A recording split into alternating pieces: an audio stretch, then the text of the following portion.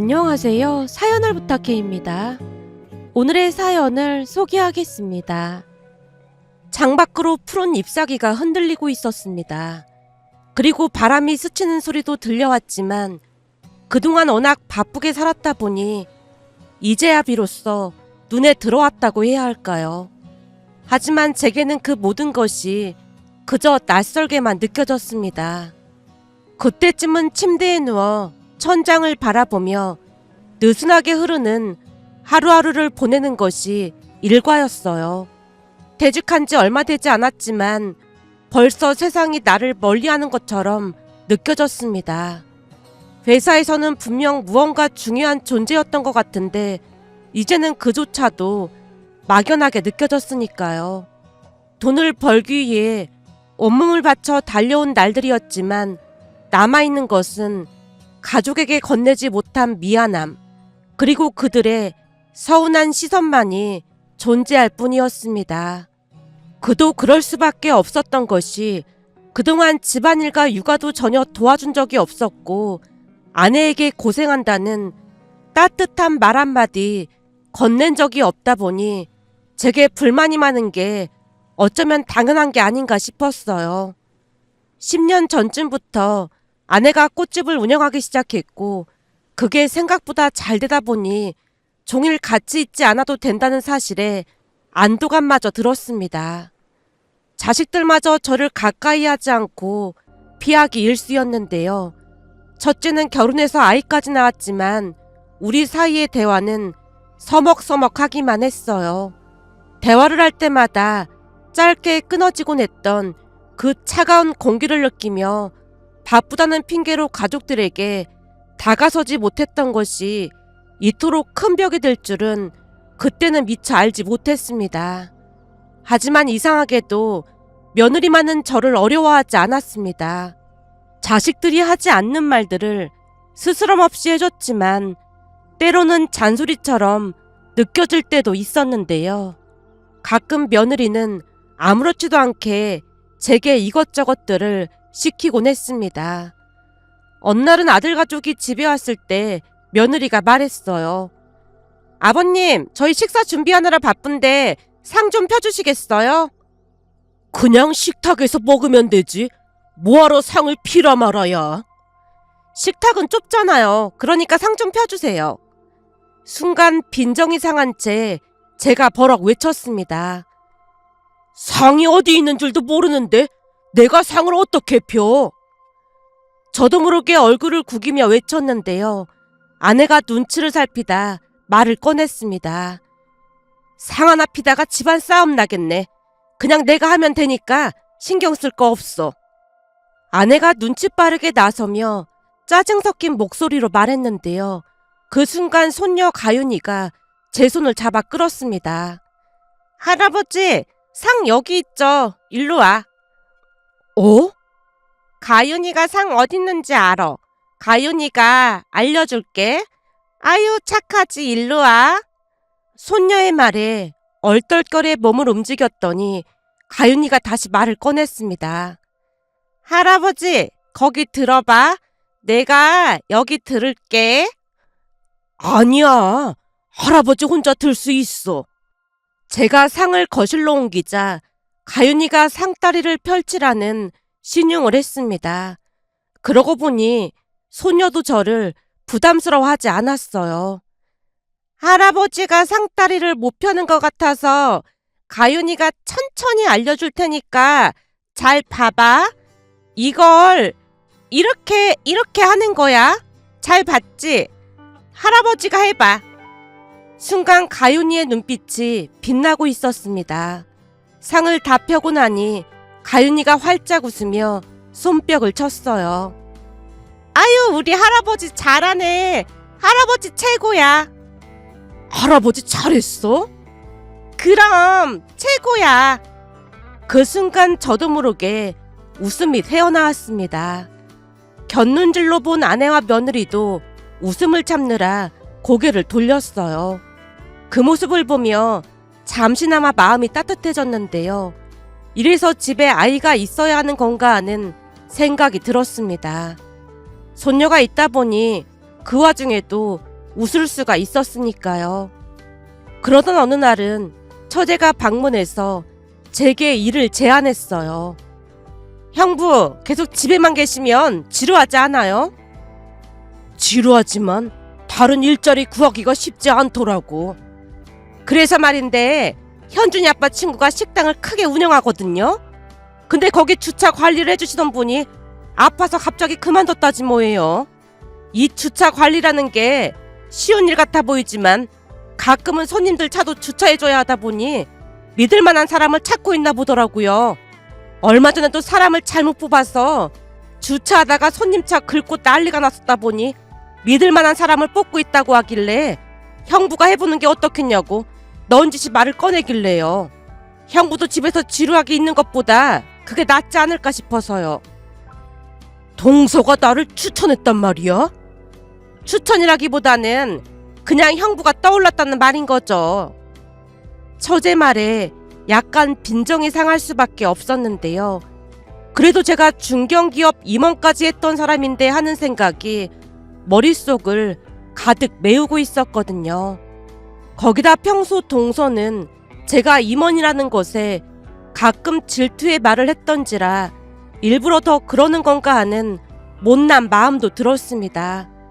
결국 제가 싸늘한 표정으로 대답했어요. 동서 마음은 고마운데 나도 일자리 알아보고 있는 중이니까 신경 쓰지 말라고 해. 제가 방으로 들어가서 쾅하고 문을 닫자마자 거실에서 처제의 불만스러운 목소리가 들려왔는데요.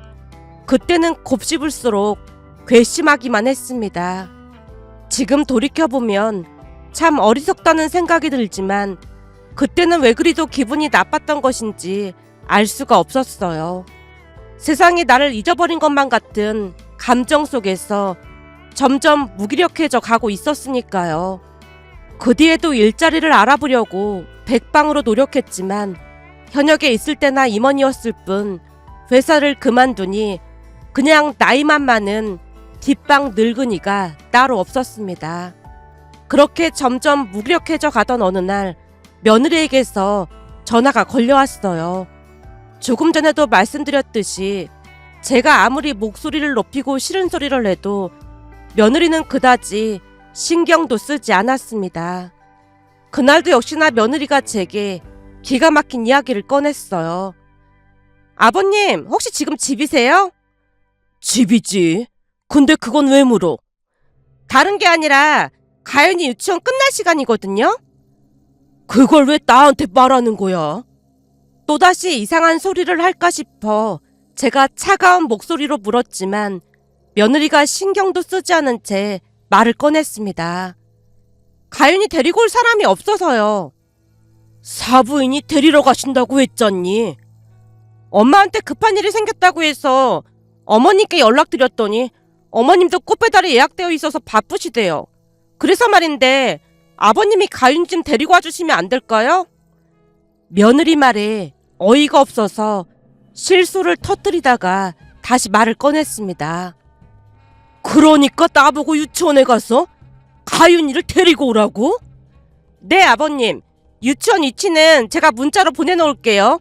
저는 급한 회의가 있어서 들어가 봐야 해요. 혹시 궁금한 거 있으시면 그이한테 연락 주세요. 그럼 부탁드릴게요. 제가 대꾸를 하려고 했지만 이미 전화는 끊어진 뒤였습니다. 순간 집에만 틀어박혀 있으니까 사람을 빙다리 핫바지로 보는 건가? 라는 생각까지 들면서 또다시 괘씸한 마음마저 들었는데요. 어찌됐든 가윤이는 데리고 와야 했기에 대충 준비하고 며느리가 일러준 유치원으로 향했습니다. 유치원에 도착하자 제가 온다는 사실을 며느리에게 들은 모양으로 선생님이 가윤이를 데리고 나왔어요. 저를 보자마자 가윤이가 신나서 외쳤습니다. 오늘은 할아버지가 왔어. 선생님, 우리 할아버지 회사에서 대장이었어요. 그치, 할아버지? 대장은 아니고. 엄마가 할아버지 회사에서 대장이었다고 했어. 가윤이 말에 저도 모르게 뒷머리를 긁적이고 말았는데요. 순간 웃음이 터져나왔습니다. 그렇게 가윤이를 데리고 집에 왔는데요. 가윤이는 거실에서 혼자 장난감을 가지고 놀았고 저는 소파에 몸을 기댄 채 무심히 TV 화면을 바라보고 있었더니 갑자기 가윤이가 제 옆으로 다가오더니 고개를 기울이며 물었어요. 할아버지, 다시 회사 안 나가? 잠시 침묵이 흐르고 제가 담담하게 대답했습니다. 가야 하는데 불러주는 곳이 없어서 할아버지가 많이 슬프다. 가윤이의 눈높이에 맞춰 속내를 털어놓자 가윤이가 잠시 생각에 잠기더니 갑자기 기가 막힌 말을 꺼냈어요. 그럼 그렇게 있지 말고 집 청소해. 가윤이의 말에 놀란 표정으로 물었습니다. 집 청소를 하라고? 응, 엄마가 그랬는데 집이 깨끗해야 머릿속도 깨끗해진다고 했어. 집이 이래서 할아버지 머리도 복잡한 거야. 그러니까 일어나서 청소도 하고 빨래도 해야지. 가윤이가 제 손을 꼭 잡더니 청소기 쪽으로 이끌었습니다. 그렇게 어쩔 수 없이 청소기를 돌리기 시작했는데요. 그것만이 아니었어요. 가윤이가 또다시 제 등을 가볍게 밀며 말했거든요. 할아버지, 세탁기도 돌려야 해. 가윤이 말에 당황한 채 대답했어요. 할아버지는 세탁기 어떻게 돌리는지 몰라. 가윤이가 고개를 갸우뚱하며 물었어요. 할아버지는 나보다 나이도 많은데 그걸 왜 몰라? 제가 살짝 빈정상한 목소리로 물었어요. 그럼 너는 세탁기 돌릴 줄 알아? 그러자 가윤이가 팔짱을 끼며 자신만만하게 세탁기 사용법을 설명해줬어요. 자, 여기에 이걸 넣고 전원을 누른 다음 표준 선택, 그리고 시작. 봐, 별거 아니지? 가윤이의 말을 차근차근 들으며 다시 물었습니다. 가윤이는 이걸 어디서 배웠어? 엄마가 하는 거 재미있어서 구경하다가 배웠지. 엄청 쉬워. 할아버지도 해봐. 그렇게 가윤이 덕분에 어렵지 않게 세탁기를 돌렸고 그날 우리는 함께 집안 청소도 했습니다. 그리고 신기하게도 집이 깨끗해지자 마음도 한결 가벼워졌어요. 저녁에 아내가 퇴근해 집에 들어왔을 때 문을 열자마자 깜짝 놀란 얼굴로 제게 물었어요. 설마 당신이 집 청소한 거야? 쑥스러워서 머뭇거리다가 대답했습니다. 나 혼자 한 건 아니고 가윤이랑 같이 했어. 아내가 가윤이 이름을 듣자 더 놀란 듯 다시 물었어요. 가윤이랑? 설마 당신이 가윤이도 데리고 온 거야? 며느리가 급하다고 전화했길래 내가 다녀왔지 뭐. 제가 머리를 긁적이며 대답했는데요. 곁눈질로 보니 아내가 한박웃음을 짓고 있었습니다. 집 청소랑 설거지는 내가 다녀와서 하려고 했는데 뭐하러 했어?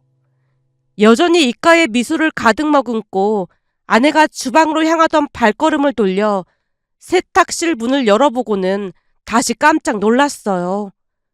당신 설마 세탁기도 돌린 거야? 빨래가 있길래 겸사겸사 돌렸어. 세탁기 사용법도 모르잖아. 근데 어떻게 한 거야? 가윤이가 알려줬어.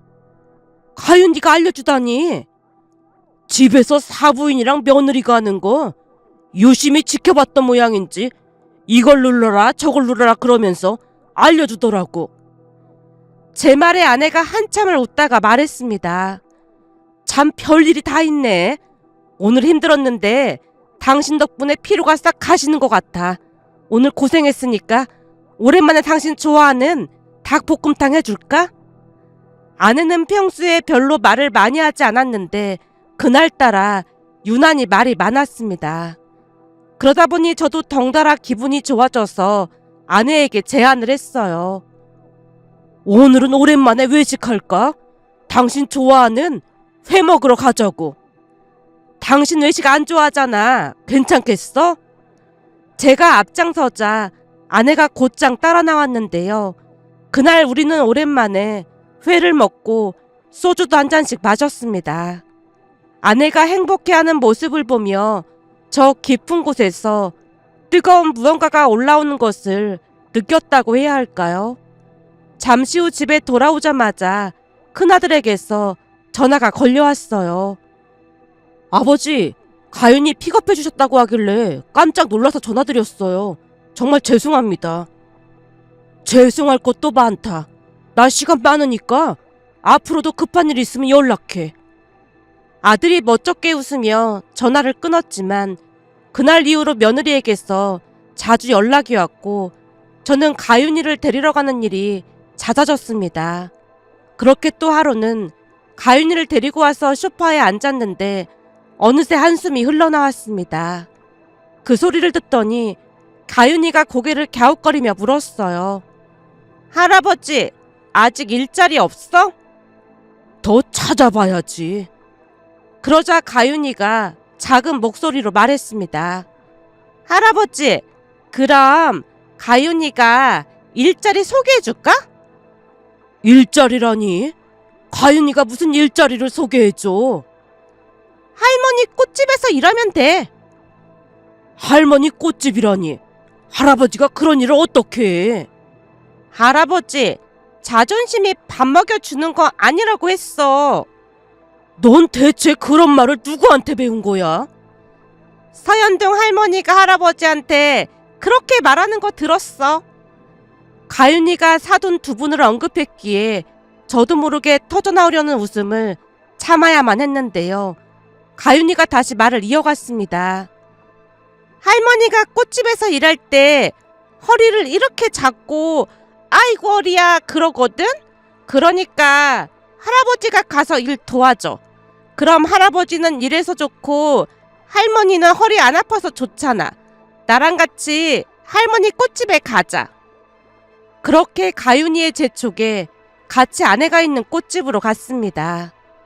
아마도 아들 며느리가 급한 일이 있을 때마다 아내도 가윤이를 돌봐줬다 보니 꽃집에 자주 갔던 것인지 가윤이가 자세히 설명을 해줬어요. 그날 저는 아내를 도와 꽃집에서 일을 거들었습니다. 그 모습을 보고 아내 눈시울이 붉어졌고 제게 말했어요. 여보, 도와줘서 고마워. 덕분에 오늘 정말 편하게 일했어. 할머니, 내가 할아버지 일자리 구해준 거야. 할머니도 좋지? 오늘은 아이고 허리야 안 했지? 그럼 오늘은 허리도 안 아프고 아주 좋았지. 우리 가윤이 참 고마워. 가윤이는 자기 덕분이라며 의기양양해져 있었습니다. 그 뒤에도 꽃집에서 계속 일을 했더니 하루하루 아내의 표정이 밝아지는 걸 보며 그저 묵묵히 손을 움직였습니다. 그러던 어느 날은 처제가 꽃집에 들렀는데요. 꽃들을 한참 바라보다가 고개를 들고 제게 말을 걸었어요. 정말로 형부가 여기서 일하고 계시네요. 할 일 없이 빈둥거리는 것보다 낫잖아. 처제가 놀란 표정으로 물었습니다. 전에 주차 관리는 절대 못한다고 하셨잖아요.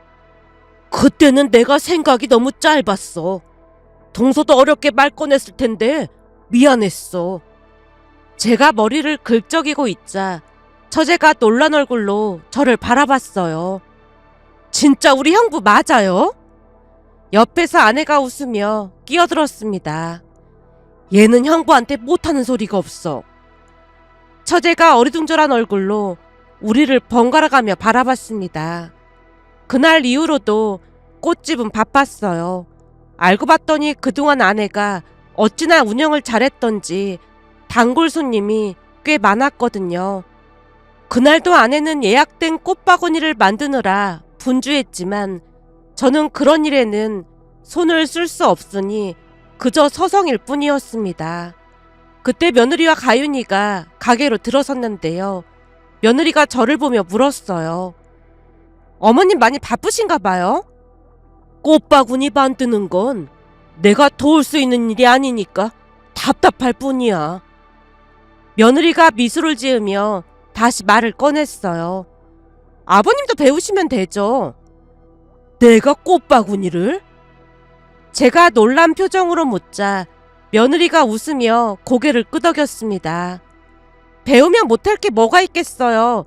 사실 요즘 부모님께 아버님 얘기를 자주 했더니 엄마가 아빠를 얼마나 나무라든지 몰라요. 사돈을 왜 나무라? 그 말을 듣자마자 가윤이가 외할머니 흉내를 내며 말을 꺼냈어요. 아이고 내 팔자야. 당신도 사돈 좀 닮아봐. 서현동 할머니가 그렇게 말했어. 그래서 서현동 할아버지가 삐쳤어. 가윤이가 흉내를 내는 모습에 웃음을 참으려 애쓰다가 결국 웃음이 터져 나왔는데요. 며느리도 간신히 웃음을 참으며 말했습니다. 어머님한테 배우면 가장 좋긴 하지만 부부끼리는 뭘 가르쳐주고 배우는 거 아니라고 하잖아요.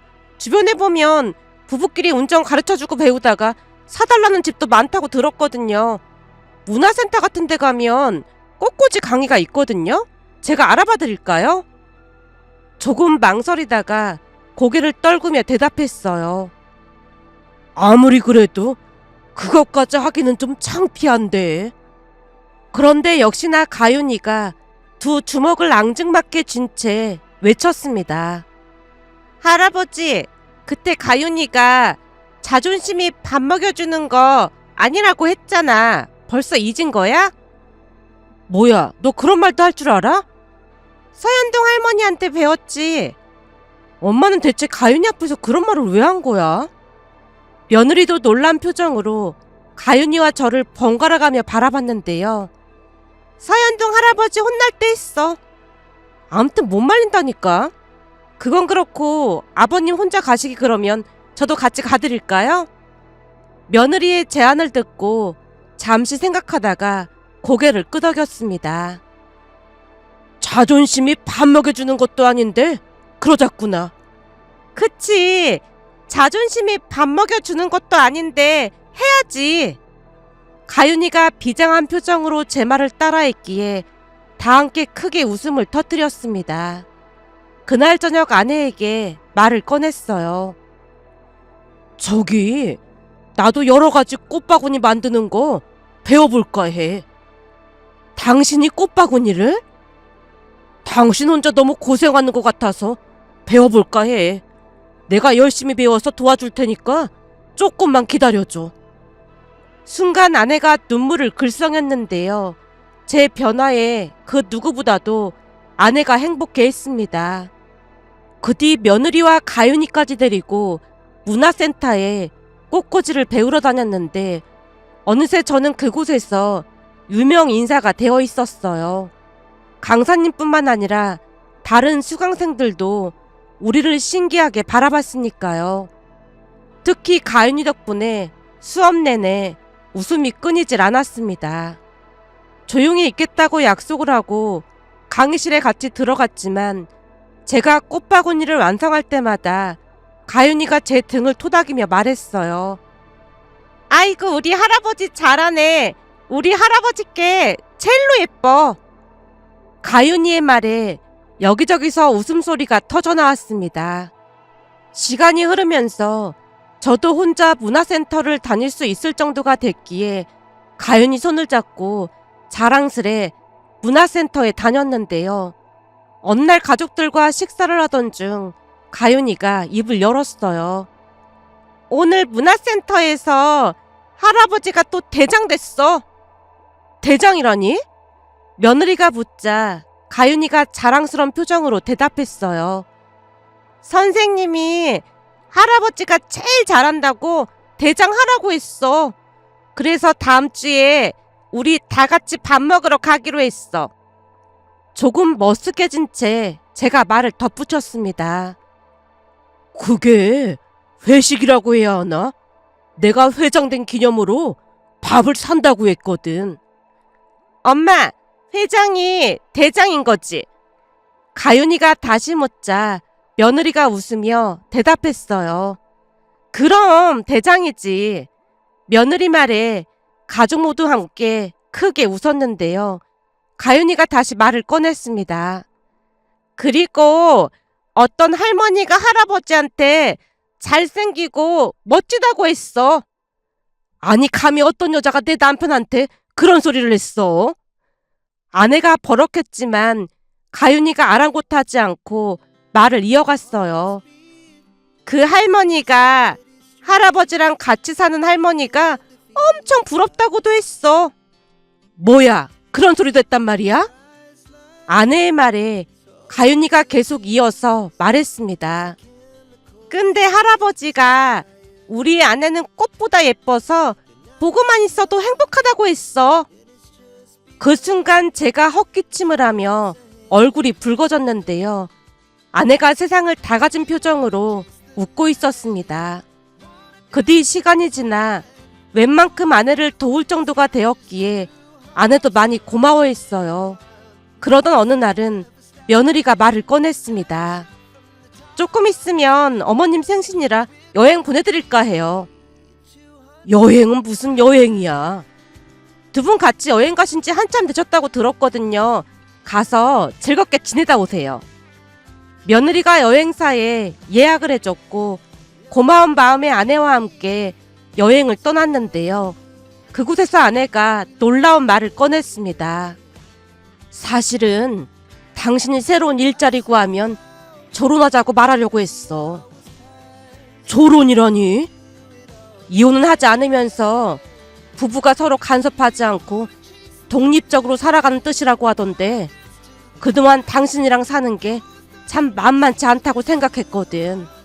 그러다 보니 내 인생은 뭔가 싶은 생각도 들면서 내 인생을 찾아가야겠다 싶은 생각을 했었는데 어느 날 당신이 집 청소랑 빨래까지 직접 해놓은 거 보면서 많은 생각을 하게 됐어. 거기다 그 뒤에도 당신이 변하려고 많은 노력을 했고 말이야. 그러다 보니까 결혼하고 싶은 생각이 싹 다 사라졌지 뭐야. 아내의 눈에 눈물이 그렁그렁 맺혀 있었는데요. 그동안 아내가 얼마나 힘들었을지 생각하니 제 눈에도 눈물이 핑 돌았습니다. 여보, 그동안 나 때문에 많이 힘들었지? 앞으로도 내가 열심히 노력해 볼게.